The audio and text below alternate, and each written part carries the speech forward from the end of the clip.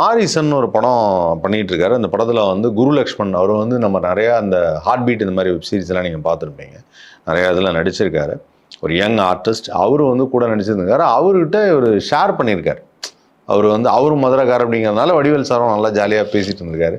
பேசிட்டு இருக்கும்போது விஜயகாந்த் சார் பற்றி ஏதோ டாபிக் எடுத்தப்போ அப்படியே அமைதியாயிட்டான். அப்படியே சொன்னார். அவர் சொன்னார், நல்ல மனுஷன், அவர் இறப்பு கூட என்னால் போக முடியல அப்படின்னு வடிவேல் ரொம்ப சோகமாக பகிர்ந்திருக்கார். ஏன்னா ஏதோ ஒரு காரணத்தினால அன்னைக்கு ஒரு ஒரு அவரை எதிர்த்து பேச வேண்டிய சூழல் வந்துடுச்சு. அது ஒரு பிரச்சாரம். அது பிரச்சாரத்தில் பேச வேண்டியதுதான். அரசியல்லையும் அரசியல் வாழ்க்கையில் நிரந்தர எதிரி கிடையாது, நிரந்தர நண்பனும் கிடையாது அப்படின்னு சொல்லுவாங்க. அந்த மாதிரி அன்றைக்கி ஒரு சூழல் வந்துருச்சு. அந்த சூழலில் நிறைய அந்த மாதிரி பேசிட்டேன். அதுக்கப்புறம் ஒரு இறப்பு வந்து 2023 டிசம்பர் 28 அவர் இறந்தப்போ இவர் போகல. எல்லாருமே போனாங்க, நிறைய பேர் போனாங்க. நான் வடிவேல் சார் போகல. வடிவேல் சார் போகலாங்கும்போது எல்லாரும் அவருடைய இறப்பு கூட நீ வரலையே அப்படின்னு சொல்லி எல்லாரும் ஃபீல் பண்ணாங்க. அந்த சமயத்தில் வடிவேல் அவர்கள் என்ன சொல்கிறாருன்னா, இல்லை எனக்கு ரொம்ப அது கஷ்டமாக இருந்தது. போனாலும் என்ன செய்வாங்க, என்னை வந்து பார்க்க கூட விட்டுருக்க மாட்டாங்க, திட்டுவாங்க.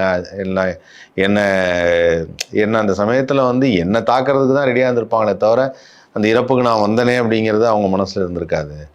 அது எனக்கு கொஞ்சம் வருத்தமாக இருந்தது. ஆனால் இப்போ சொல்கிறேன், அவருடைய குணத்துக்கும் அவர் வாழ்ந்த வாழ்க்கைக்கும் கண்டிப்பாக ஒரு சொர்க்கத்தில் தான் இருப்பார்.